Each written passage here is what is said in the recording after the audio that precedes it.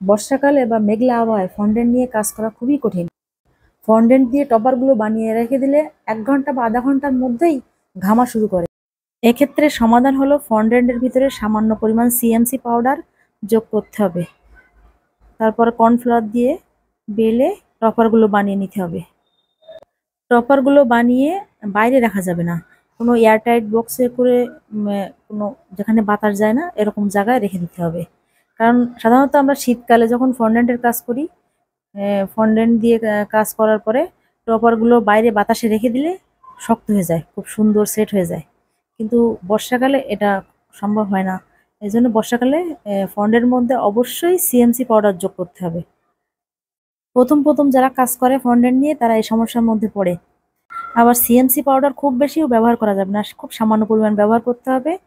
এবং টপারগুলো বানানোর পরে অবশ্যই অবশ্যই এয়ারটাইট বক্সে করে রেখে দিতে হবে।